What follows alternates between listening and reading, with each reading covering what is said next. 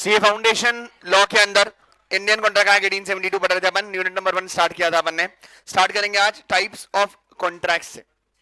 देखो, कॉन्ट्रैक्ट को 3 बेसिस के ऊपर क्लासिफाई करा है, on the basis of validity, formation और on the basis of performance. ठीक है, प्लीज अंडरस्टैंड, ये डिफरेंशिएशन नहीं है। मतलब what I'm trying to say is a valid contract can be an express contract, can be an executed contract.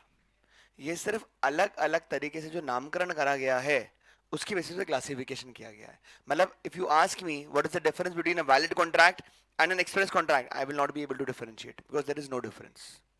मेरी बात समझ में आई क्या जो मैंने कहा? तो ये क्या करा है, खाली अलग अलग बेसिस के ऊपर क्या करा है, क्लासिफिकेशन किया है। तो अगर मैं बोलूं आपसे टाइप्स ऑफ कॉन्ट्रैक्ट्स है तो कितने तरह में क्लासिफाई करा है? 3। 3 में पहला कौन सा?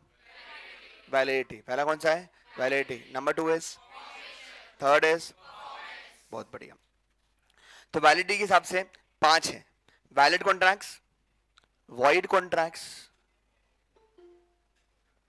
डिंग ding, valid contract, number 2 is void contract, then we have is voidable, then we have is, and last में क्या है? फॉर्मेशन में 4, express, implied, quasi, e commerce. E commerce, e commerce. ठीक है, परफॉर्मेंस के हिसाब से एग्जीक्यूटेड एंड एग्जीक्यूटरी, और फिर एग्जीक्यूटरी को फिर से 2 में क्लासिफाई कर दिया, यूनिलैटरल और। चलिए अब पढ़ते हैं इनके बारे में आगे। सबसे पहले on the basis of validity. On the basis of validity की अगर बात करता हूं तो सबसे पहला कॉन्ट्रैक्ट कौन सा है? Valid contract. कौन सा कॉन्ट्रैक्ट है? नाम से क्या लगता है? नाम से क्या लगता है? सब कुछ बढ़िया है, कोई समस्या नहीं है, कॉन्ट्रैक्ट एनफोर्सेबल है, एकदम बढ़िया है, there is no absolute no problem. An agreement which is binding and enforceable is a valid contract. It contains all the essential elements of a valid contract. All the essential elements of a valid contract. क्या मतलब? जैसे यहाँ लिख दो ना, section 10 plus other than section 10। Section 10 में कितने हैं? 6। अदर देन सेक्शन 10 में कितने हैं? देखो, मल्टीपल टाइम इस तरह से जहां जहां रेफरेंस आएगा वहां वहां आप लिखते जाओगे तो ऑटोमेटिक आपको याद होना स्टार्ट होगा। ठीक है, that's how you revise, that's how you retain. Example लिखा है, A asks B if he wants to buy his bike for rupees 10,000, B agrees to buy bike, it is an agreement which is included below, hence it is a valid contract. Okay, bike खरीदने की बात करी, सो हाँ मैं bike खरीदूंगा, दोनों ने bike खरीद ली, बेच ली, परचेज कर ली, मैटर खत्म, वैलिड कॉन्ट्रैक्ट है। और कोई एग्जाम्पल वैलिड कॉन्ट्रैक्ट का? और डीएसएन वाला एग्जाम्पल। और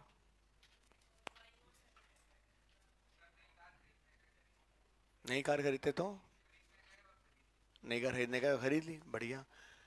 आपने बोला सीए फाउंडेशन का बढ़ाना है, मैंने बोला डन, सीए फाउंडेशन बढ़ाएंगे। आप आए, आपने फीस डिपॉजिट करी, हमने पढ़ा दिया, वैलिड कॉन्ट्रैक्ट। अरे ठीक है, क्या तुम अलाउड हो क्या कॉन्ट्रैक्ट एंटर करने के लिए? तो डिपेंड करता है, मतलब कौन कौन केपेबल है यहाँ कॉन्ट्रैक्ट एंटर करने के लिए। वरना से आप केपेबल है इसका मतलब 18 और 18 प्लस। ठीक है, क्या तो कितने हैं? अरे वाह, कितने नहीं है?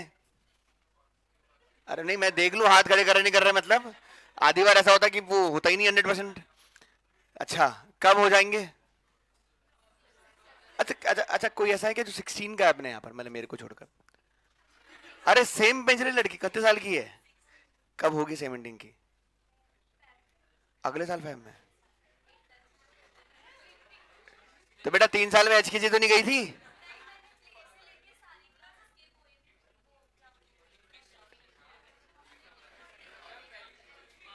तो कैसे पॉसिबल है?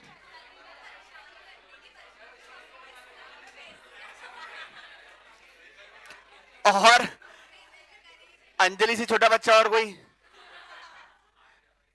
हाँ, वो अपने स्कूल गई भाई। अच्छा, और 16, 16 और कोई 16? नहीं, 17। मतलब टर्निंग 18 तो अभी हो गया, मतलब ऐसा टर्निंग टर्निंग 18 अभी, टर्निंग 18 इन 2024, वैसे वाले कौन कौन? बढ़िया। मार्च 24। तेरा तो बर्थडे नहीं मनाया तूने कभी मतलब? कौन सा जनवरी? 13 जनवरी। 14 जून। ठीक है, इक्वली गुड। बर्थडे कब? कौन सा जनवरी? 13। Okay, pretty nice. अंजलि, पढ़ाई लिखाई कर देख, नहीं तो आज तक की सारी मेहनत खराब ना हो जाए कहीं। समझ रही ना इस बात को? मोटिवेट कर रहा हूँ। 16 साल की मेहनत, लोग तो 4-6 महीने की करेंगे, तेरी 16 साल की मेहनत है, तू समझ इस बात को। Void contract, section 2J states as follows: a contract which ceases to be enforceable by law, मस्त लैंग्वेज है ना एकदम, a contract which ceases to be enforceable by law becomes void when it ceases to be enforceable. मतलब समझाएगा मेरे को कोई इसका?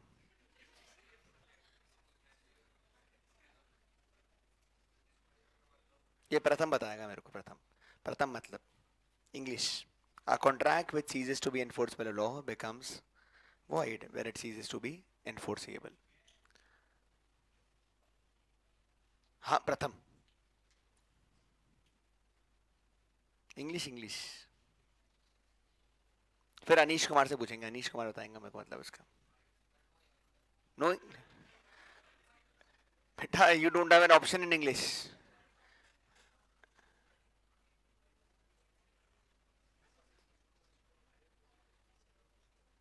दयाज हाथ खड़ा कर, हाथ, तू तू बोता बेटा, तूने हाथ खड़ा किया बताने के लिए आंसर। तू बोल बोल।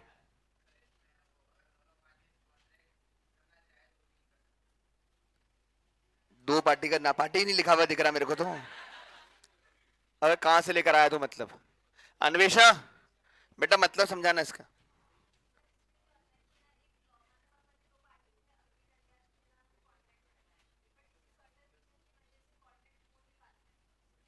A contract which ceases to be enforceable by law.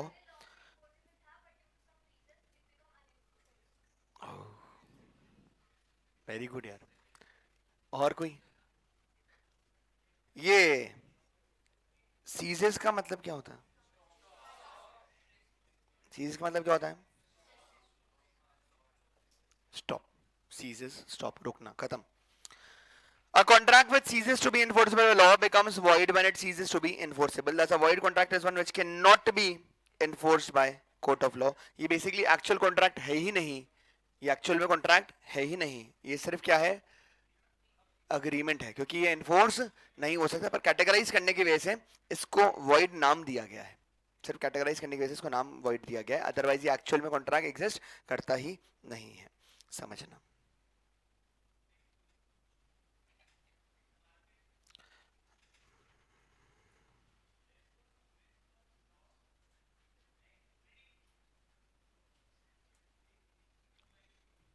Now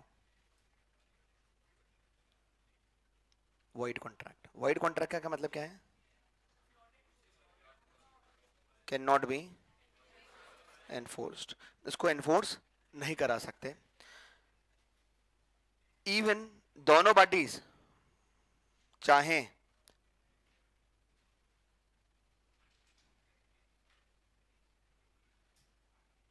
तो भी ये एनफोर्सेबल नहीं है। समझना। अपने यहां पर कोई है क्या जिसका गोल्ड सिल्वर का काम है? अपने यहाँ कोई ऐसा है क्या जिसका गोल्ड सिल्वर का काम है? अरे नहीं नहीं, मांग नहीं रहे तो हमारे से 2-4 किलो सोना दे देना। है क्या किसी के यहाँ पे बिजनेस? हाँ, रचत का है, ठीक है। और अच्छा, किसी का ट्रांसपोर्टेशन का बिजनेस है क्या? किसी का ट्रांसपोर्टेशन का बिजनेस है क्या? ट्रक व्रक चलते हैं मतलब? नहीं? चलो फिर किसी का ट्रांसपोर्ट का बिजनेस करना पड़ेगा। ऋतिक। डिडिंग डिडिंग डिंग डिडिंग डिडिंग डिंग। सो स्टार्टअप? अबे ट्रांसपोर्टेशन में कौन सा स्टार्टअप करना है भाई, ट्रक ही चलाने। सो ऋतिक हैज, ऋतिक स्पेलिंग सही है क्या? अच्छा तो ऋतिक ही है मतलब, तो एक बार फिर टिंग टिंग टिंग टिंग टिंग करके। ऋतिक का ट्रांसपोर्ट का बिजनेस है। ऋतिक का किसका बिजनेस है? और हमारा रचित जो है, ही हैज ज्वेलरी का बिजनेस। अरे ओके है क्या? अरे ओके है क्या? सो ऋतिक हैज अ ट्रांसपोर्टेशन का बिजनेस, और जो हमारे रचित है इसका ज्वेलरी का बिजनेस है। रचित का 50,000 टन सोना।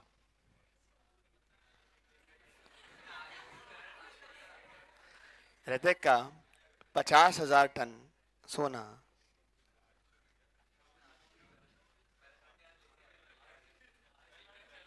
क्या? लंदन से?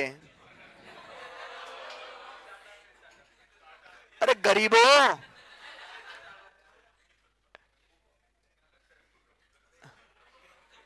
रचित बेटा आज से प्रोटेक्शन लेके घूमनी तेरे को। रचित का 50,000 टन सोना लंदन से आ रहा है, ठीक है? और लंदन से आएगा तो शिप में आएगा, जो बहुत ही शुभ दिन 11 जुलाई को मुंबई पोर्ट पर आएगा। अब वो तो हो जाना, देख मैं ऐसे बोलता नहीं, पर ये गिफ्ट देना चाहे 50,000 टन तो एक अलग बात है। अब मैं आई डोंट माइंड। तो ऋतिक का नहीं, रचित का 50,000 टन सोना लंदन से बाय शिप 11 जुलाई को मुंबई पोर्ट पहुंचने वाला है, ठीक है? ऋतिक की नहीं, रचित की जो फैक्ट्री है वो अजमेर के अंदर है। तो ऋतिक वांट्स, सॉरी यार क्या है, क्यों? तू एक काम कर, तू सोने वाला बिजनेस रख ले यार, नाम बार बार तेरा आ रहा है। तो रचित वांट्स कि भाई ये मुंबई पोर्ट से इसकी जो अजमेर फैक्ट्री है वहां पर ये सोना ट्रांसपोर्ट करना है। भाई लंदन से तो शिप में आ गया, अब मुंबई पोर्ट से अजमेर आना है तो वो बाय ट्रक आएगा। सो रचित ने ऋतिक से कॉन्टैक्ट किया कि भाई तेरे ट्रक्स हैं, तेरा ट्रांसपोर्टेशन का बिजनेस है, मुझे जो 11 जुलाई का मुंबई पोर्ट पर सोना लैंड करेगा वो मुझे अजमेर फैक्ट्री में डिलीवर करना है। ऋतिक ने बोला डन, काम हो जाएगा, मैं ट्रांसपोर्टेशन वाले में इसका 11 जुलाई को मुंबई पोर्ट से लूंगा, और तेरे को अजमेर फैक्ट्री को 16 जुलाई को पहुंचा दूंगा। कोई तकलीफ है क्या? अरे कोई तकलीफ है क्या? पक्का नहीं? अरे पक्का नहीं? ठीक है, तो 16 जुलाई की बात हुई। इसके बदले 51 लाख रुपए ट्रांसपोर्टेशन के देने की बात करी है रचित ने ऋतिक को। अरे ठीक है क्या? अरे बनते हैं यार इतने तो। अरे कोई तकलीफ है क्या? पक्का? ना मुझे बताओ, रचित और ऋतिक के बीच में कॉन्ट्रैक्ट एग्जिस्ट करता है, कॉन्ट्रैक्ट एग्जिस्ट नहीं करता है?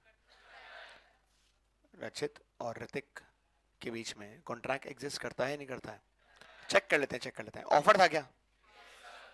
50,000 टन सोना ट्रांसपोर्ट करना है मुंबई से अजमेर। ऑफर से बोला हाँ डन हो जाएगा। ऑफर मैंने एक्सेप्टेड, रिजल्ट से हुआ प्रॉमिस। तो एक प्रॉमिस किया है ऋतिक ने कि मैं सोना ट्रांसपोर्ट करूंगा, दूसरा प्रॉमिस किया है रचित ने कि 51 लाख रुपए उसके बदले देगा। ऑफर प्रॉमिस के बदले प्रॉमिस फॉर्मिंग, ये कंसिडरेशन है। अरे है ना? Consideration for each other result हुआ अग्रीमेंट, दोनों ने लिखा पढ़ी कर ली, एनफोर्सेबल है, सब कुछ लीगल है। अच्छा, एक नंबर का काम कर रहा है लड़का, इंपोर्ट किया है सोना, ये मत सोचना कि स्मगल हो रहा है, इंपोर्ट करके लेकर आया है, ठीक है ना? अच्छा लड़का है हमारे। मुझे बताओ, द अग्रीमेंट और the contract between Hrithik and रचित इज अ वैलिड कॉन्ट्रैक्ट और not a valid contract? Completely valid contract, is completely a valid contract. Now आज की तारीख है 7, ये इन्होंने आज तय कर लिया। ये सब जो तय कर रहे हैं ना वो कब तय कर लिया इन्होंने? 7 जुलाई को ये इन्होंने डिसाइड कर लिया कि ऐसा ऐसा होना वाला है। 9 जुलाई को इंडियन ओशन में, I hope you know Indian ocean, भारी तूफान आया। रचित, होल्ड योर हार्ट टाइटली। 9 जुलाई को इंडियन ओशन में भारी तूफान आया। उस तूफान के अंदर ये शिप डूब गया। अबे टाइटैनिक थोड़ी था, वो तो 100 साल पहले को डूब गया। ये जो शिप सोना लेकर आ रहा था वो डूब गया। अरे ठीक है क्या? अरे ठीक है क्या? नाउ मुझे बताओ, क्या रचित ऋतिक को बोल सकता है मेरे को मतलब नहीं है, तू समुंदर में गोता मार, सोना निकाल के लेकर आ, मेरे को तो ट्रांसपोर्टेशन चाहिए चाहिए, ऐसा रचित ऋतिक को बोल सकता है क्या? अरे बोल सकता है क्या? नहीं बोल सकता।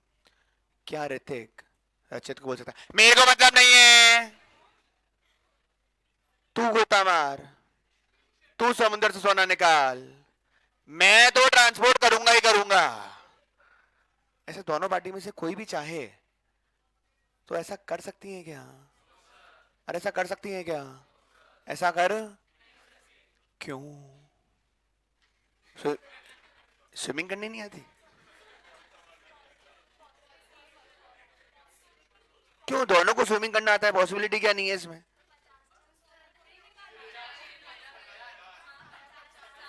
छोटी बच्ची,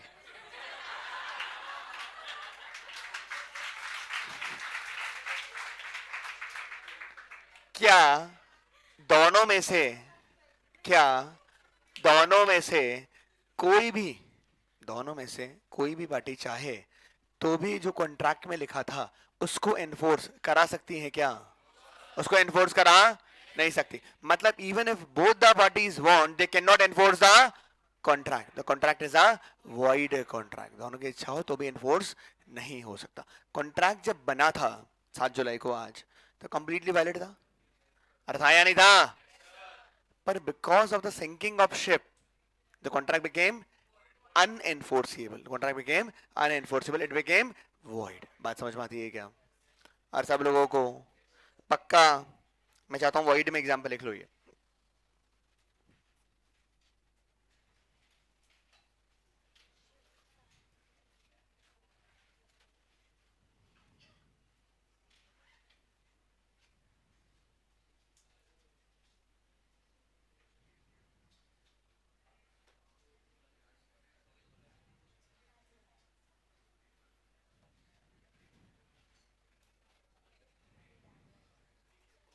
अच्छा,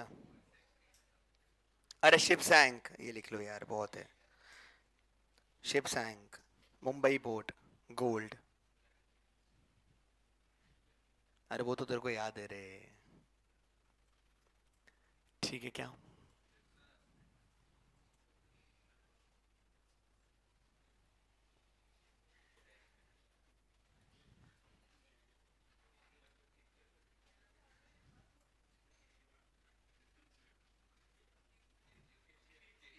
केजीएफ, केजीएफ में कौन सोना डूबा?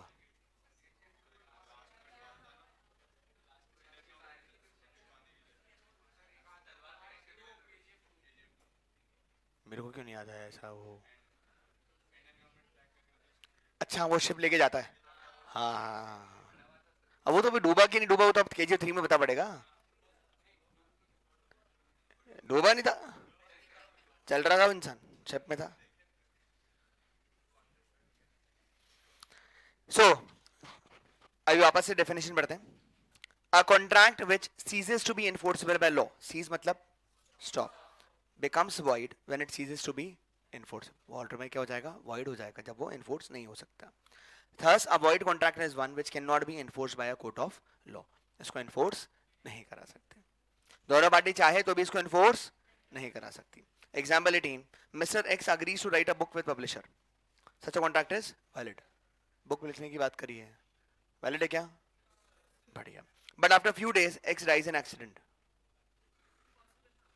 शर्म कर रहे लड़के, मर गया इंसान, तेरे को हंसी आ रही है? But X dies in an accident, Here the contract becomes void due to the impossibility of performance of the contract. Thus, a valid contract when cannot be performed because of some uncalled happening becomes void.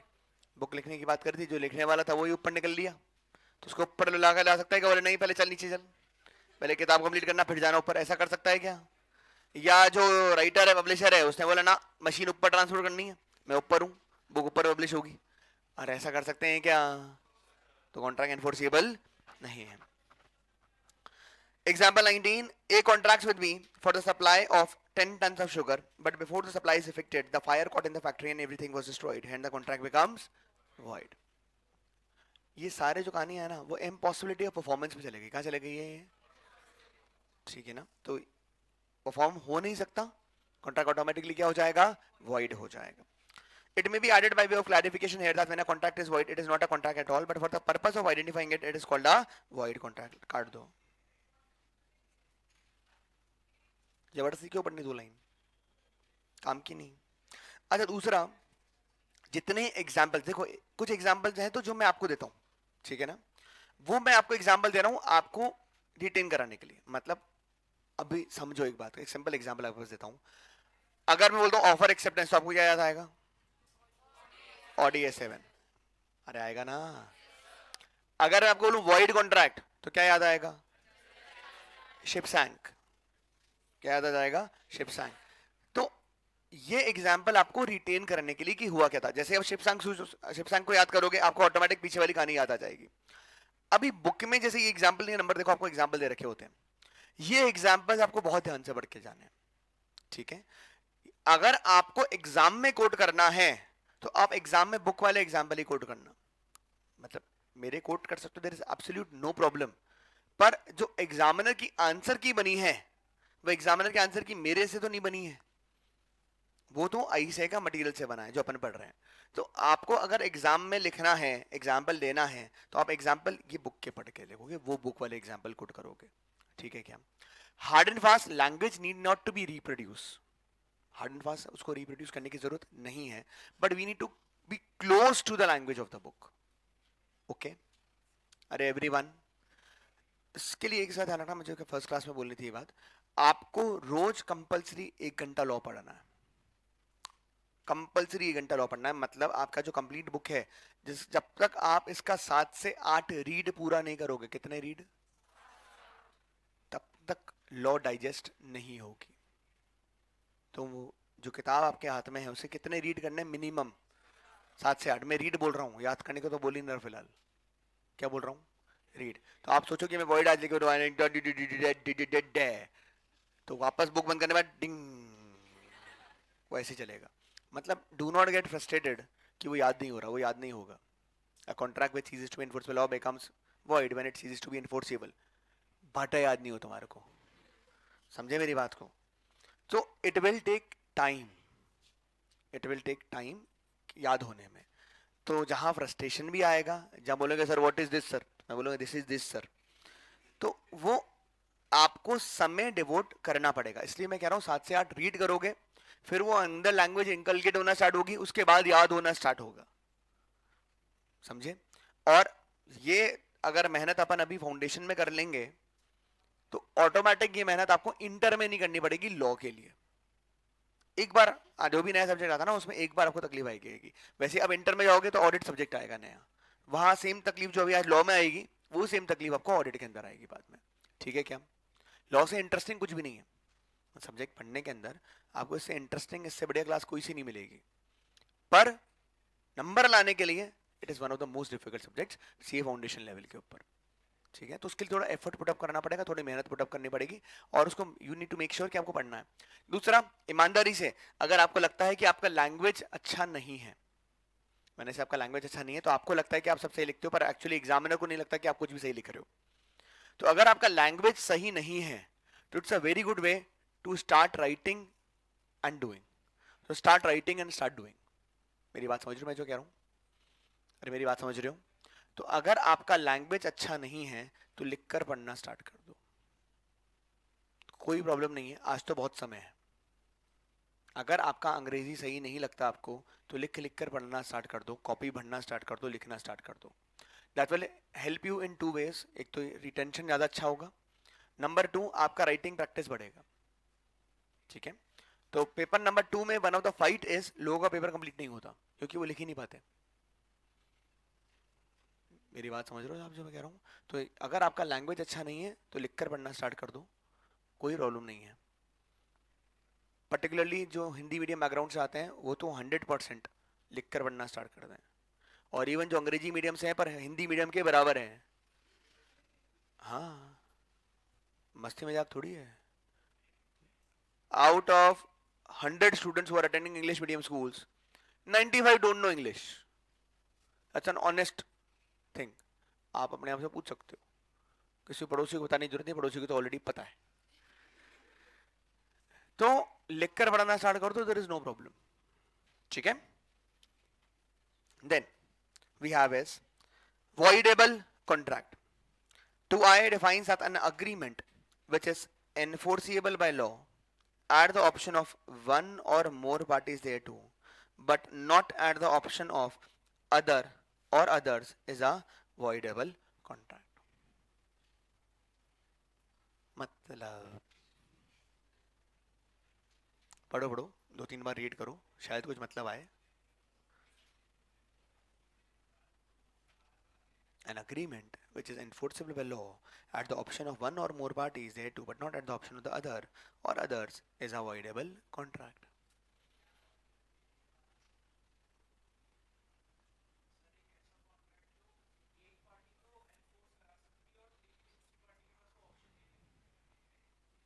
ठीक है, और कोई?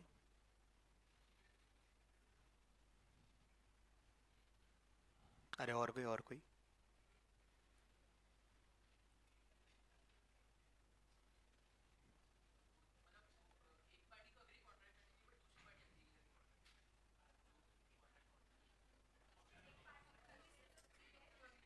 हाथ खड़ा करूँ ना मेरे को, ऐसे ऐसे ऐसे ऐसे बता। ऐसा कुछ लिखा ही नहीं है, मैं तो मतलब पूछ रहा हूँ बेटा, वही लिखा क्या है उसका मतलब पूछ रहा हूँ।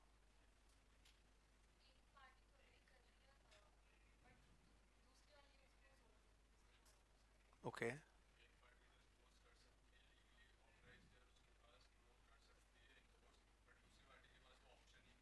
ठीक है, बढ़िया। और कोई, और कोई, और कोई, और कोई? कोशिश तो करें जीवन के अंदर। सही गलत तो बात की कहानी है, कोशिश नहीं करेंगे तो कैसे बढ़ेंगे आगे? अरे मैडम। हाँ,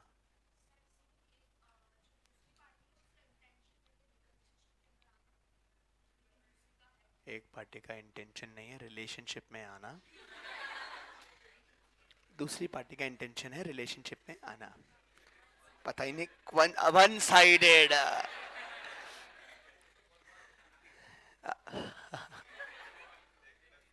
झलक बोलता मैं रोज वर्डेबल वर्डेबल खेलता हूँ।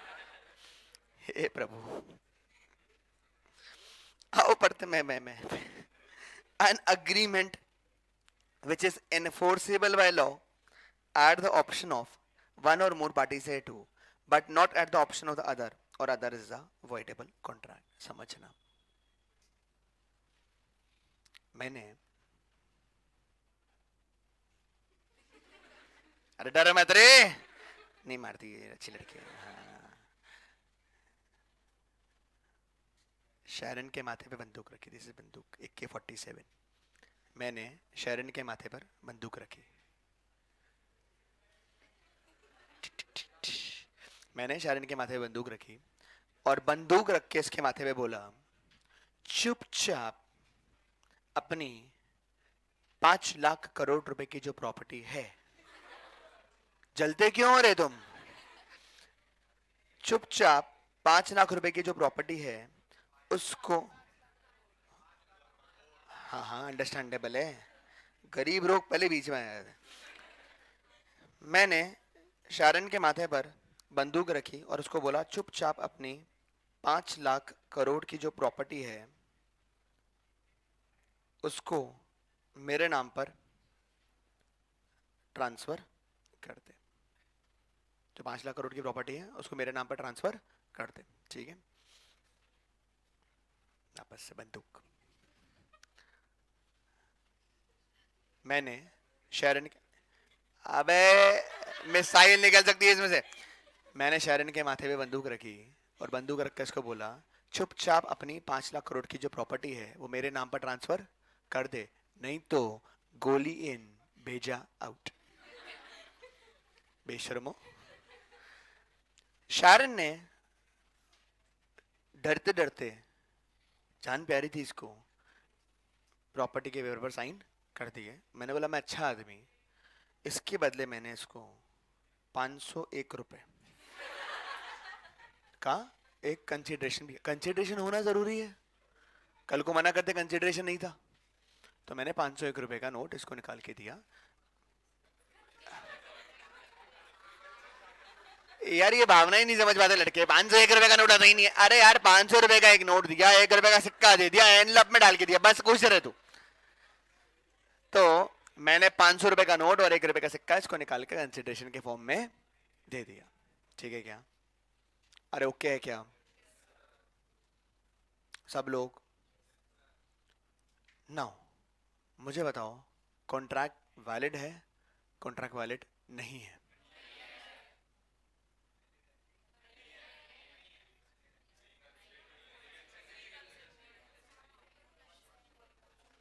कॉन्ट्रैक्ट वैलिड है, कॉन्ट्रैक्ट वैलिड नहीं है?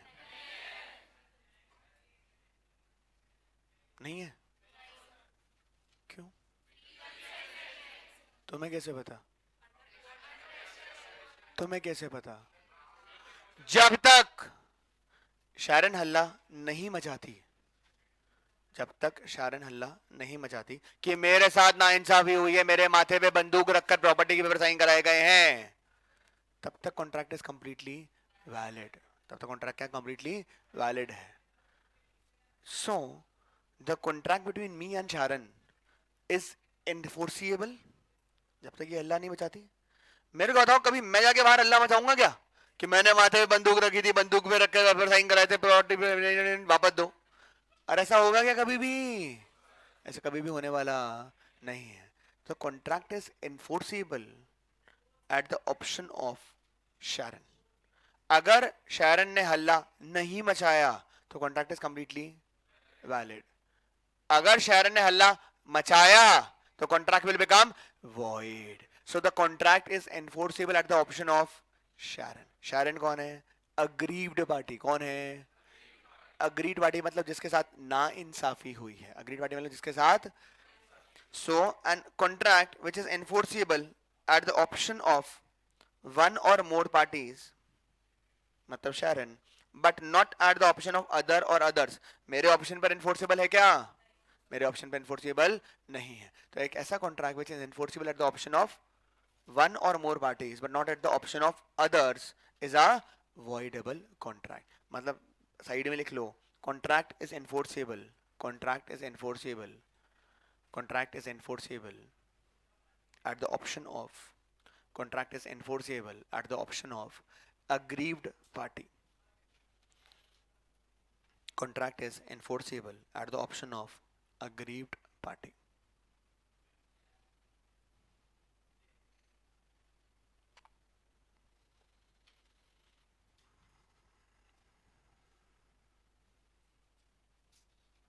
Contract is enforceable at the option of agreed party.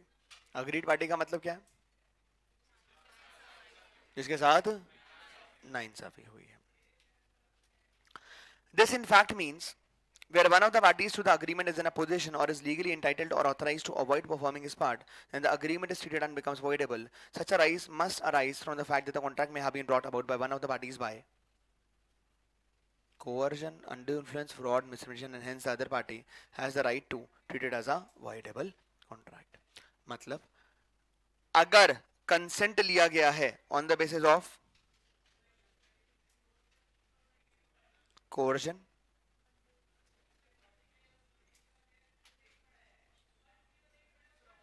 undue influence,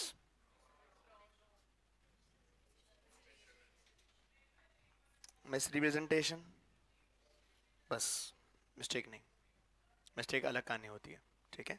4, अगर कॉन्ट्रैक्ट कॉज हुआ है by the coercion. What is coercion? Physical pressure. Coercion is physical pressure. What is undue influence? पहला फुसला के example देता हूँ, वैसे आगे चलकर आएगा। अंडर इन्फ्लुएंस का एग्जाम्पल देता हूँ एक, है ना, पर्सनली मत लेना, दिल पे मत लेना। स्कूल तो तुमने पास कर ही ली, तो स्कूल वाले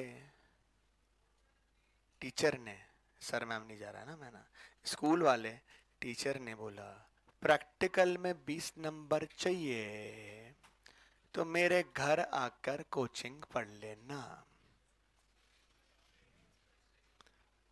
इसका वास्तविकता से कोई लेना देना नहीं है।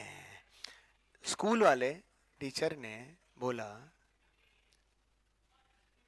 अरे तुम पर्सनल क्यों हो जाते हो लाइफ में। स्कूल वाले टीचर ने बोला अगर प्रैक्टिकल में 20 नंबर चाहिए तो घर आकर ट्यूशन पढ़ लेना। 80 नंबर गए भाड़ में, पहले 20 नंबर लेने अपन को घर जाना पड़ेगा। तो आपकी इच्छा थी या आपकी इच्छा नहीं थी? अरे कोई बात नहीं, पर तो भी आपको घर जाकर पढ़ना पड़ेगा, अरे है ना। So this is a contract, that is a contract, और इट्स अ कॉन्ट्रैक्ट जहां because of the influence of the teacher आपने कॉन्ट्रैक्ट एंटर किया है। So the teacher was in a position to dominate your will, आपकी will को dominate करने की वो पोजिशन में थे। The contract has been induced by undue influence, that is known as moral pressure, जहां एक पार्टी दूसरी पार्टी की विल को डोमिनेट करने की पोजिशन में है। अरे ओके है क्या? अरे ओके है क्या? एक एग्जांपल और देता हूं। साधु बाबा ने बोला रॉयल्स रॉयस गिफ्ट करो, कृपा ही कृपा बरसेगी। रॉयल्स रॉयस बड़ी चीज देनी पड़ेगी, जब रॉयल्स रॉयस गिफ्ट करो कृपा ही कृपा बरसेगी। अभी घर में खाने के पैसे नहीं है, पर साधु बाबा को रॉयल्स रॉयस देनी पड़ेगी। आज contract has been which has been entered by undue influence. अरे क्लैरिटी है क्या सब लोग? बढ़िया। फिर फ्रॉड क्या होता है? धोखा। फ्रॉड इज धोखा। एग्जाम्पल, ये तो तुम्हारे को आता ही होगा। फ्रॉड, फ्रॉड क्या? छलक? क्या छलक? वो बैठा पीछे।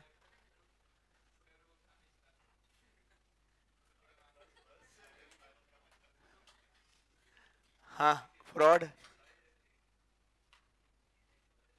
अरे फ्रॉड एग्जाम्पल मांग रहा हूँ यार फ्रॉड का, कम ऑन।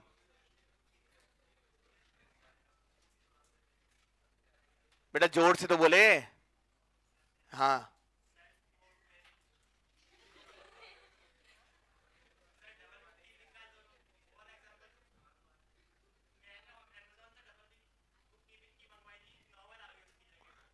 ठीक है।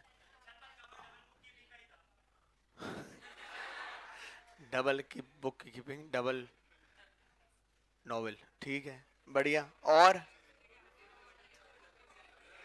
अरे और अरे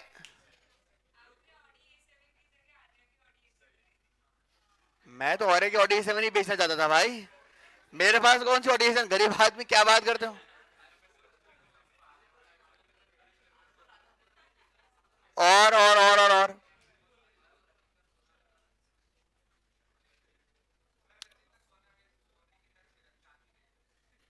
रचित ने बेटा अभी डूब गया उसका सोना शिप के अंदर, शिप का वहां पर। फ्रॉड मतलब जो कहा था वो कहीं किया, जहां इंटेंशन ही सामने वाली पार्टी को क्या था, डिसीव करना था। इंटेंशन ही क्या था, सामने वाली पार्टी को डिसीव करना था। Miss representation, miss representation.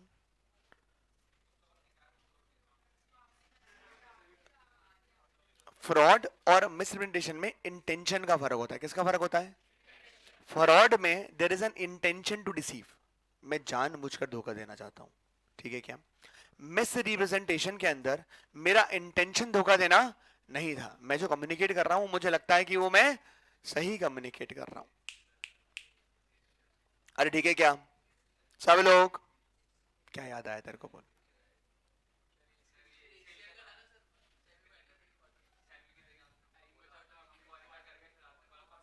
The management reserves the right to change the rules and regulation. इसे पढ़ा नहीं था तुमने? हार गए।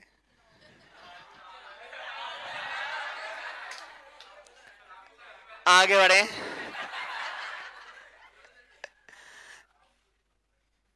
कभी कभी किस्मत होती है, इसे क्या कर सकते हैं। एग्जाम्पल 20, अगली बार देख लेंगे, कोई बात नहीं। अच्छा कोई भी आ रहा हो, ट्रॉफी तो मेरे पास ही आई है, पड़ी तो मेरे ऑफिस में ही है। हैं? तू आ जा यार, तू आके बाकी बिल भर दे, कोई तकलीफ वाली बात नहीं आ रही। Example 20, X promise to sell scooter to Y for ₹1,00,000। ठीक है, स्कूटर बेचेगा 1,00,000 रुपए के अंदर। है एक्चुअल में किसी के पास स्कूटर है क्या, वो वाला टिंग टिंग, मतलब घर पे हो पुराना स्कूटर वाला? समझे मैं जो स्कूटर कह रहा हूँ, देखा तुमने स्कूटर? एक्टिवा वाला स्कूटर नहीं, वो पुराना वाला, लेफ्ट हैंड हाथ में से गियर होता है, देखा है क्या? है किसी घर पर?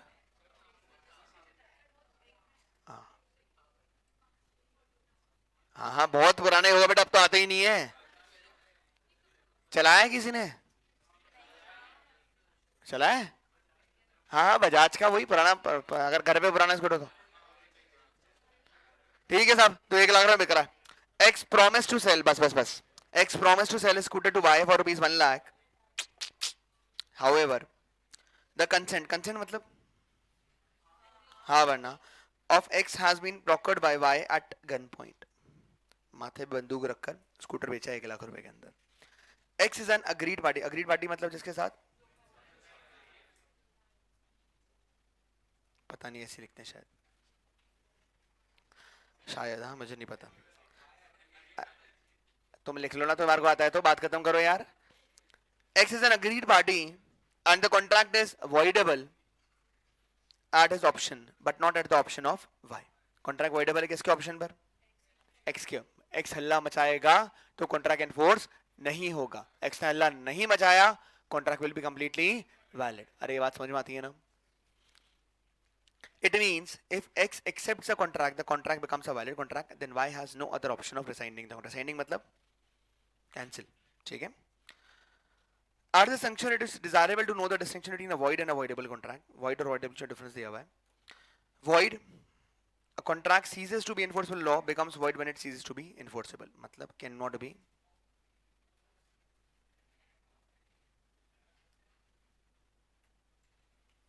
enforced, इसको enforce किया नहीं जा सकता।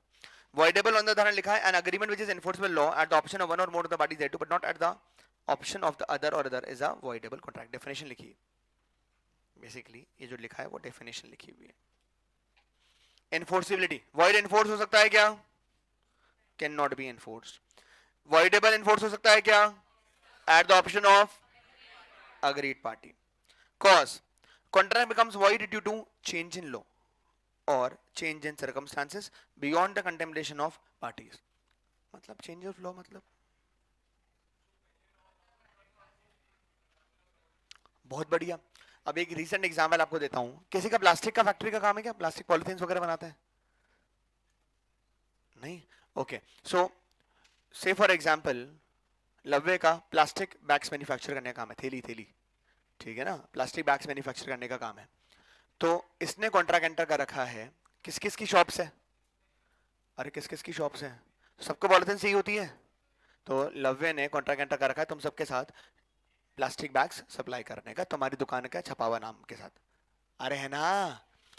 नाउ राजस्थान गवर्नमेंट ने 1 जनवरी 2023 से sale of plastic bags ban कर दिया। जब इसने तुम्हारे साथ कॉन्ट्रैक्ट एंटर किया था कि वो तुम्हारे नाम के थैली पॉलिथीन साफ कर देगा, तो वो वैलिड था? वैलिड नहीं था। अरे वैलिड था, वैलिड नहीं था? वैलिड था, वैलिड था, कंप्लीटली वैलिड था। But due to change in law, अब अगर ये पॉलिथीन सप्लाई करता है या तुम पॉलिथीन खरीदते हो, तो क्या हो जाएगा? इलीगल है, वॉइड हो गया। तो चेंज इन लॉ की वजह से जो कॉन्ट्रैक्ट एंटर किया था तुमने लव्वे के साथ, वो कॉन्ट्रैक्ट क्या हो गया? वॉइड हो गया, इन्फोर्स नहीं हो सकता। और change in circumstances, change in circumstances मतलब जब कॉन्ट्रैक्ट एंटर किया था तो शिप चल रहा था, समुद्र में तैर रहा था बस बढ़िया, पर बाद में क्या हो गया, शिप डूब गया। तो चेंज इन सर्कमस्टांसेस की वजह से कॉन्ट्रैक्ट एनफोर्स नहीं हो सकता। A contract becomes a voidable contract if the consent of a party was not free. Not free मतलब यहाँ लिख लो, क्या क्या लिखोगे, coercion, undue influence, fraud, misrepresentation। कितने लोग आज भी पेंसिल से लिख रहे हैं? आज भी कितने लोग हैं जो पेंसिल से हैं? देखो, ले लो 2 4 5 कलरफुल पेन, अच्छे लगेगा पढ़ने में। ये तुम देख लो, मेरी मेरी बुक देख लो, देख लो।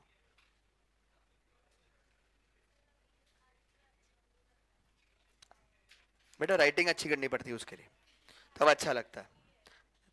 मतलब मैं इसीलिए पढ़ा रहा हूं इस तरह से, ठीक है? तो बाद में क्या है, एक तो फील देता है कि पढ़ाई करी है, लाइफ में फील आना बहुत जरूरी कि यहाँ पढ़ाई करी है अपन ने, ये ध्यान रखना। Performance of contract, void contract can not be perform, void को परफॉर्म करा नहीं जा सकता। Agreed party does not within reasonable time exercise his right to avoid the contract, any party can sue the other for claiming the performance of the contract। अगर agreed party ने हल्ला नहीं मचाया तो कॉन्ट्रैक्ट एनफोर्सेबल रहेगा। पर इसका मतलब ये है क्या कि अग्रीड पार्टी कभी भी हल्ला मचाए? अभी समझना, एग्जांपल समझना वापस से, है ना। मैंने शैरन के माथे पर बंदूक रखी, मैंने शैरन के माथे पे बंदूक रखी और बंदूक रख के बोला कि चुपचाप अपनी 50,000 करोड़ रुपए की जो प्रॉपर्टी है वो मेरे नाम पर ट्रांसफर कर दे। अरे ठीक है क्या? अरे ठीक है क्या? शैरन ने चुपचाप डरते डरते प्रॉपर्टी के ऊपर साइन कर दिया, ओके, और चुपचाप घर बैठ गई बिना किसी को बोले। 5 साल बाद शैरन भागकर गई पुलिस स्टेशन, बोले पुलिस अंकल मेरे साथ नाइंसाफी हुई थी। 5 साल पहले मेरे से प्रॉपर्टी के पेपर पर माथे पे बंदूक रखकर प्रॉपर्टी के पेपर क्या करा लिए थे, साइन करा लिए थे, मुझे इंसाफ चाहिए। क्या इसको इंसाफ मिलेगा क्या? बड़े बेशर्म लोग हो तुम। अरे इसको इंसाफ मिलेगा क्या? अभी उस 5 साल के अंदर मैंने वो प्रॉपर्टी डॉली को सेल कर दी, डॉली ने वो प्रॉपर्टी टिशा को सेल कर दी, टिशा ने कृतिका को, कृतिका ने अंशिका को, अंशिका ने सचिन को, सचिन ने लव्य को, लव्य ने ध्रुव को, ध्रुव ने तारा को, तारा ने रवीना को, रवीना ने भाविका को, ईशा को, अंजलि को, उर्मिला को, इस तरह से sell sell sell sell sell कर दिया। अरे ठीक है क्या? अब इन बेचारे गरीबों को क्या पता कि मैंने माथे बंदूक रख के प्रॉपर्टी साइन करी, मतलब खरीदी थी। अरे मेरी बात समझ में आती है क्या? तो अगर इसको इंसाफ दिलाने पहुंचे तो ये बेचारे ना इंसाफ हो जाएंगे। मेरी बात समझ में आ रही है? तो इसके लिए अगर इसको प्रॉपर्टी वापस सही है तो इसको एक रीजनेबल टाइम के अंदर हल्ला मचाना जरूरी है। हल्ला मचाना जरूरी मतलब इसको जाकर बोलना जरूरी है कि मेरे साथ ना इंसाफी हुई है। मेरी बात समझ में आई क्या? अरे वो सब ठीक है, पर हल्ला मचाने के लिए रीजनेबल टाइम। कल को ये 50 साल लोड करा है, बोलो मेरे प्रॉपर्टी थे। ऐसा क्लासिक केस भी बताता हूँ आपको मैं। अपना अभी कुछ समय पहले की बात है, मतलब प्रोबेबली 2 या 3 साल पहले की बात है। अपना नया बाजार चौपड़ है, तो एक न्यूज़पेपर में था, बहुत बड़ा बड़ा है, मतलब मेन पेज हेडलाइंस पे था वो, क्योंकि एक फैमिली है जिसने क्लेम किया है कि वो जो पूरे नया बाजार का वो जो चौपड़ वाला जो पूरा है वो हमारी फैमिली को बिलोंग करता है और हमने इसको बाद में किराए पे दिया था, जिन्होंने इसको किराए पर आगे कर करते बेच दिया। ये बात कर रहे हैं 200 साल पुरानी। हाँ हाँ भाई, इंसान है, उसको अपने साफ सफाई घर में पुश्तैनी कागज मिले, पुश्तैनी कागज में लिखा हुआ है कि यहां से लेकर यहां तक की सारी दुकान अपनी है। अरे पॉसिबल है, बहुत बड़ी नहीं पॉसिबिलिटी है। अरे तुम्हें क्या पता दादाजी ने परदादाजी ने कौन सा सोना गाड़ के गए तुम्हारे नाम का? तुम्हें बता के थोड़ी गए। हाँ, तो बेटा खुदाई चालू कर घर के अंदर, मैं कह रहा हूं 100% मिलेगा। सो अब वो डॉक्यूमेंट कब के हैं? 200 साल पुराने। माइट भी पॉसिबिलिटी, मान लो कि डॉक्यूमेंट एकदम सही है, होंगे भी सही, मान लो कि प्रॉपर्टी उस फैमिली को बिलोंग करती है, पर आई होप यू अंडरस्टैंड, कितने लोग की दुकानें हैं नया बाजार चौपड़ के ऊपर वहां दुकानें हैं, तो आई होप आपको पता होगा या बाकी सब भी लोग 200 साल के अंदर कम से कम 20 बार तो दुकानों का टाइटल चेंज हुआ होगा। अरे 200 साल पहले मेरी थी, मैंने इसको दे दी, डिंग डिंग डिंग डिंग डिंग, तो बीच वाले ट्रेसेबल ही नहीं होंगे। अरे ट्रेस कहां से करोगे? मेरी बात समझ में आती है क्या? तो अगर हल्ला भी मचाना है तो हल्ला रीजनेबल टाइम में मचाना जरूरी है। 200 साल is not a reasonable time. मेरी बात समझ में आती है क्या? अरे सब लोगों को बढ़िया। फिर rights, a void contract does not grant any legal remedy to any party। void contract जो है वो कोई legal remedy grant नहीं करता। क्यों legal remedy grant क्यों नहीं करता? क्योंकि contract ही void है, enforceable नहीं है, actual contract ही exist नहीं करता। The party whose consent was not free has the right to rescind the contract within a reasonable time। If so rescinded, it becomes a void contract। It is not rescinded, it becomes a valid contract। ठीक है, जिसका consent free नहीं था उसको right है contract को क्या करना, रिसाइन करने का राइट है। रीजनेबल टाइम की इंपॉर्टेंस है, रीजनेबल टाइम की इंपॉर्टेंस है। Then next we have is illegal contract। What is illegal? A contract which the law forbids। ऐसा कॉन्ट्रैक्ट जिसको लॉ ने क्या कर रखा है, मना कर रखा है एंटर करने के लिए, वो कौन सा कहलाएगा आपका? इलीगल कॉन्ट्रैक्ट कहलाएगा। The court will not enforce such a contract but also the connected contract. मतलब इलीगल का connected will also be illegal, illegal का connected will also be illegal. मतलब मतलब मतलब मतलब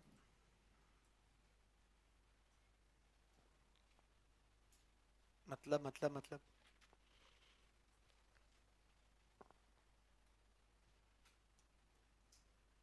अक्षत,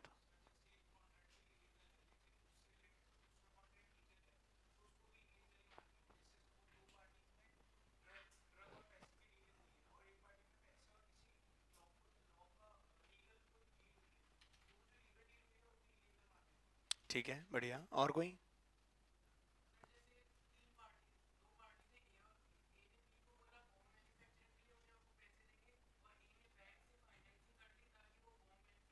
बेटा कौन सा बैंक है जो बॉम्ब बनाने के लिए पैसे देता है?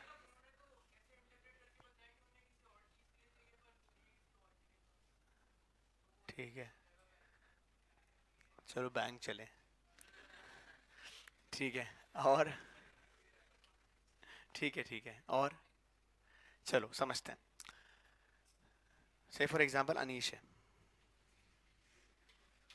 है इसमें क्या है मतलब? अनीश का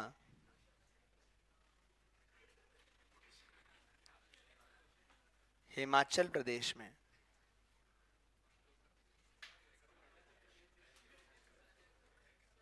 एप्पल के,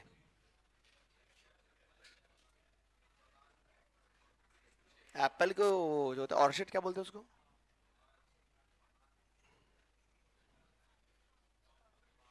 छोड़ो, एप्पल का फार्म है, एप्पल बेचता है, ठीक है क्या? किसी का अपने यहाँ पर है क्या फ्रूट्स का बिजनेस? ठीक है, चलो। तो अनीश का हिमाचल प्रदेश में एप्पल का फार्म है और डॉली का फ्रूट्स का बिजनेस है। कहाँ करेगी बता? कहाँ? ये तो ऑलरेडी है ना, नया कहाँ करना है बता? कन्याकुमारी।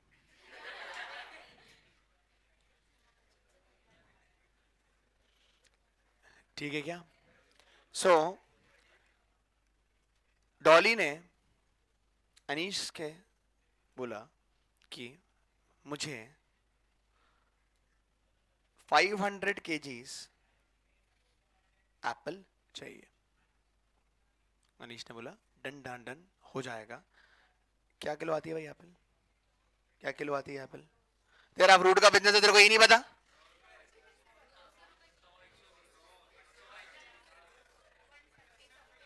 100, 150 रुपए, 150, ठीक है। तो 70 रुपीज पर केजी के आपसे आ रहा है, तो तुम्हारे को थोड़ी मिल रही है, खरीद के तुम्हारे को बेचेगी भाई। ये इसने 150 में खरीदी, तुम्हारे को 350 में मिलेगी, क्या मतलब है?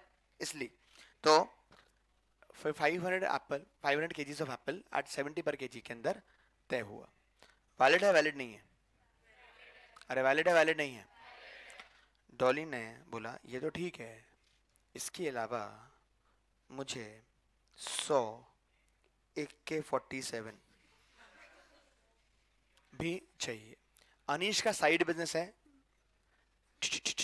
मैन्युफैक्चर करना, आर्म्स एंड एम्युनिशंस मैन्युफैक्चर करना। अरे बंदूक बंदूक ऐसे चलती है ना, AK-47 बनाने का इसका साइड बिजनेस है। उसने बोला डन डन डन, मैं भिजवा दूंगा। सो ट्रक चालू किया, ट्रक में एप्पल की पेटी, नीचे AK-47, ऊपर एप्पल, नीचे AK-47, ऊपर एप्पल। अभी ट्रक निकला एप्पल और AK-47 लेकर, रास्ते में पुलिस वाले अंकल ने रोक लिया, तलाशी ली, ऊपर एप्पल, नीचे AK-47। मेरे को बताओ अनीश या डॉली पुलिस वाले अंकल को बोल सकते बोले कोई बात नहीं, AK-47 तो आप रख लो, वो तो इलीगल है, पर एप्पल तो भेज दो? अरे ऐसा कर सकते हैं क्या? क्यों? Sale of apples is legal or illegal? Sale of apple, purchase of apple is legal or illegal? Legal. Sale और purchase of AK-47 is legal or illegal? So illegal connected will also become illegal. तो ये बोलेंगे Apple AK-47, तो बोले दोनों तुम भी अंदर चलो, एप्पल AK-47 अंदर ही देख लेंगे। अरे बात समझ में आती है क्या? सो इलीगल का कनेक्टेड विल आल्सो बिकम, अरे बोलो ना, इलीगल का कनेक्टेड विल आल्सो बिकम, आगे चल के पढ़ेंगे। पर अगर लीगल और इलीगल बात आगे चल के पढ़ेंगे ना, लीगल और इलीगल बात सेपरेबल है, दो सेपरेट कॉन्ट्रैक्ट की तरह ट्रीट हो रहे हैं, तो फिर लीगल वाला पार्ट इन्फोर्स हो सकता है। इसी में एग्जांपल समझा देता हूं। से फॉर एग्जांपल दो कॉन्ट्रैक्ट एंटर करे, एक कॉन्ट्रैक्ट एंटर किया for the sale of apples और एक कॉन्ट्रैक्ट एंटर किया for the purchase of AK-47। Now truck जब निकला तो एक ट्रक में चल रहा है AK-47 और एक ट्रक में चल रहा है एप्पल्स। पुलिस वाले अंकल ने रोका, तो AK-47 वाले ट्रक को तो रोक लेंगे, एप्पल वाले ट्रक को जाने देंगे। तो अगर दो सेपरेट कॉन्ट्रैक्ट की तरह ट्रीट हुआ है, मतलब लीगल और इलीगल सेपरेबल है, अलग अलग है, तो फिर क्या होगा? Legal part will be enforceable, illegal will not B enforceable. फिलहाल के लिए इलीगल का कनेक्टेड इज ऑल्सो, इलीगल का कनेक्टेड इज ऑल्सो इलीगल, ठीक है क्या? अरे सब लोग, तो इलीगल कनेक्टेड इज इलीगल, यहां पे साइड में लिखना if legal is separable then legal part can be enforced। अगर लीगल सेपरेबल है तो लीगल पार्ट को एनफोर्स किया जा सकता है, अदरवाइज वो एनफोर्सेबल नहीं रहेगा, ठीक है? लीगल अगर सेपरेट किया जा सकता है इलीगल से, अगर कनेक्टेड है लीगल का कनेक्टेड तो क्या बन जाएगा? इलीगल। पर लीगल और इलीगल अगर सेपरेबल है मतलब अलग किया जा सकता है, तो फिर क्या हो जाएगा? लीगल वाला एनफोर्स हो जाएगा, इलीगल वाला एनफोर्स नहीं होगा।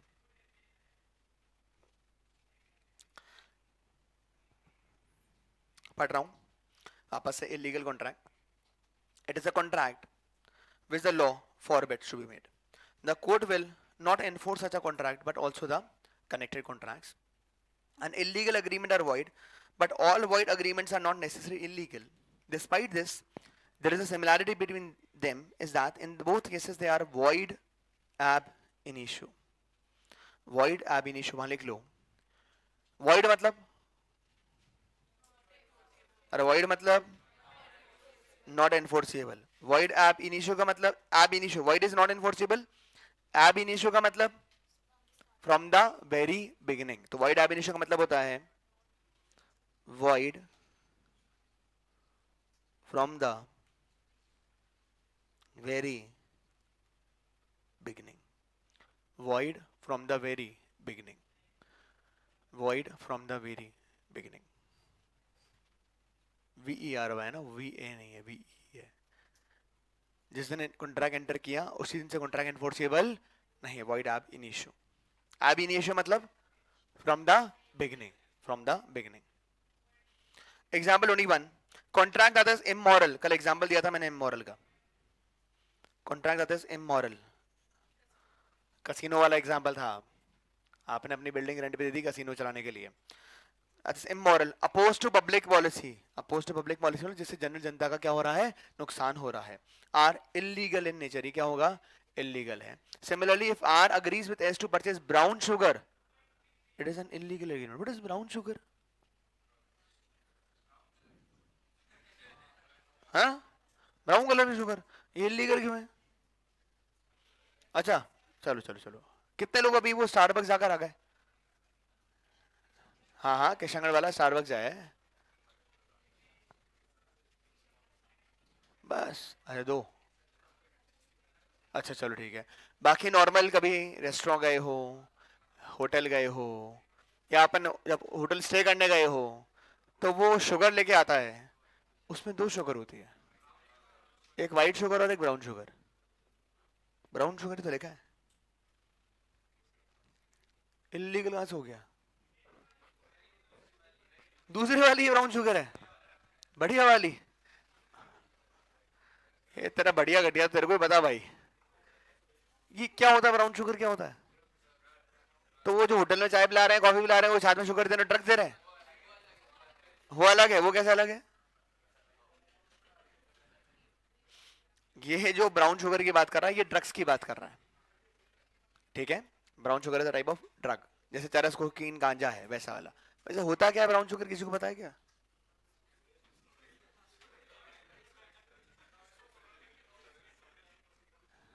सोहेल प्लीज बताना. ओए होए, ये भी ठीक बात है. इन जनरल पता है कि क्या बोलते हैं ब्राउन शुगर? मुझे नहीं पता इसलिए पूछ रहा हूँ. जरा गूगल करो ना ब्राउन शुगर. हाँ हाँ करो करो. पता तो पड़े कम से कम.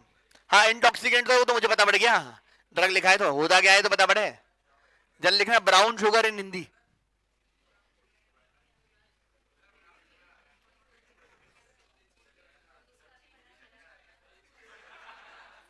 क्या? हेरोइन. मैं हीरोइन. मेरे को तू ऐसे क्यों लगता है मेरे को इतने दूर से दिख जाएगा? Most fast acting and one of the most abuse opiates. हे भगवान. Black tar heroin. वो टार तो क्या होता है? यूजर्स में call it smack horse brown sugar dope. Okay ठीक है ठीक है, कोई बात नहीं. पाप पड़ेगा तुम रख दो वापस अंदर.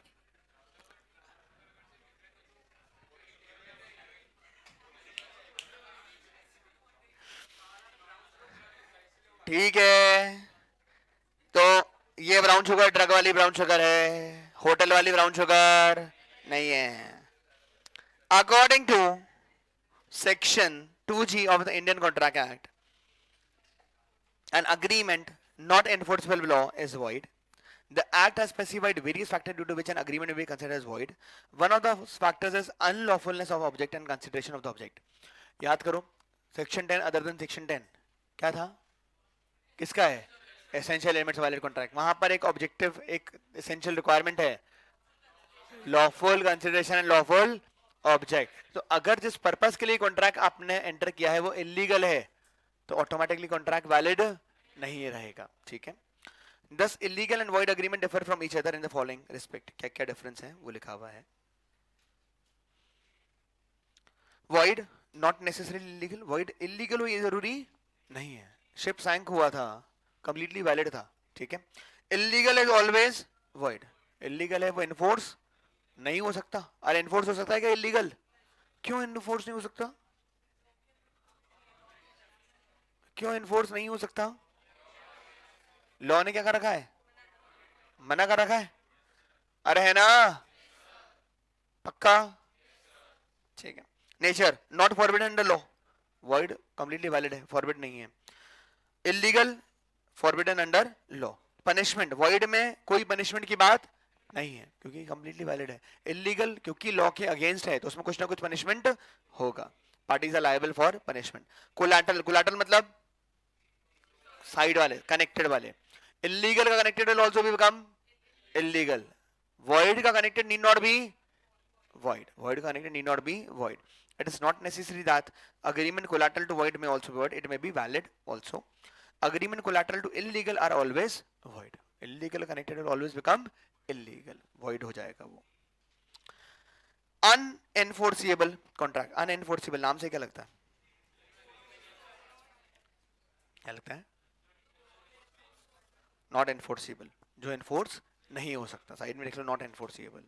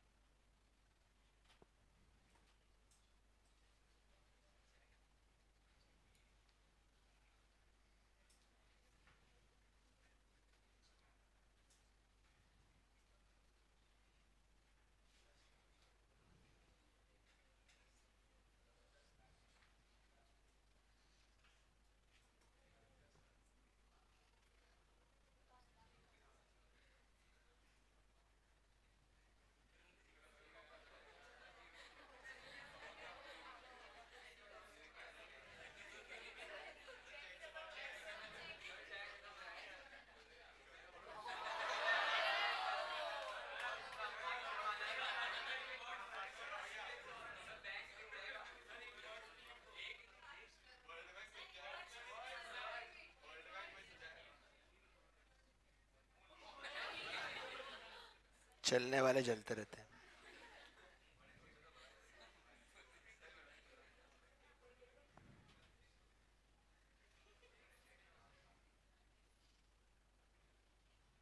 ये वापस रिपीट करें ना उसमें ऐसे, इसलिए।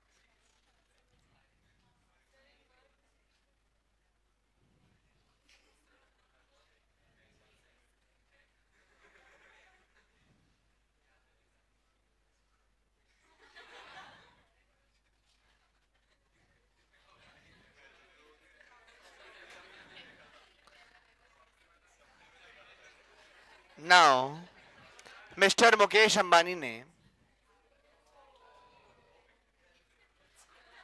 मुझे चेक इशू करके दिया, दोस्त है मेरे, चलते क्यों? तो मिस्टर मुकेश अंबानी ने मुझे चेक इशू करके दिया। मिस्टर मुकेश अंबानी तो डाउट मत करना, इतने जीरो वाला चेक है उनके पास, पैसे हैं उनके अकाउंट में, ठीक है ना, पैसे हैं अकाउंट में। चेक इशू करके दिया। क्या ये चेक, अच्छा कंप्लीट एक वैलिड ट्रांजैक्शन हमने एंटर किया था। एक इंडस्ट्री थी मेरी एएस इंस्टीट्यूट नाम से, वो मैंने सेल करी उनको बेसिकली, तो इतने में सेल करी बातर, ठीक है। तो करी तो करी, उन्होंने परचेस करी, चेक इशू करके दिया, कंप्लीट वैलिड है, वैलिड ट्रांजैक्शन है। अरे है ना? क्या इसको मैं इन कैश करा सकता हूं क्या? क्यों? अरे क्यों? डेट क्या है? A contract is good in substance, but because of some technical defect उसको हम इन्फोर्स नहीं कर सकते। 31 फरवरी आती है क्या?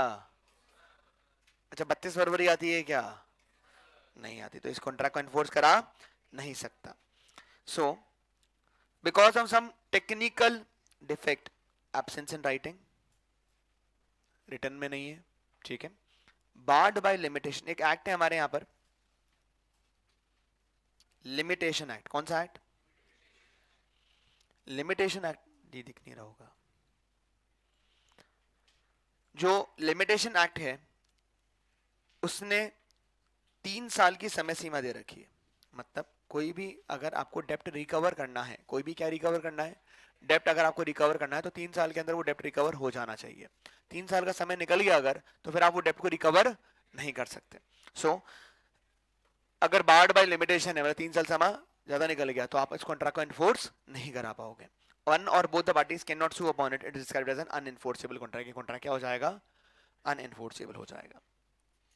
Example 22, A bought goods from B in 2015 but no payment was made till 2019. कब खरीदे गुड्स? पेमेंट कब तक नहीं हुआ? कितने साल हो गए? अब क्या कोर्ट में जाकर पैसे वसूल करे जा सकते हैं क्या? नहीं। क्यों नहीं कर सकते? क्योंकि 3 साल की समय सीमा समाप्त हो चुकी है। B cannot sue A for the payment in 19 as it has crossed 3 years and barred by limitation act. A good debt becomes unenforceable after the period of 3 years as barred by the limitation act. अरे ठीक है क्या?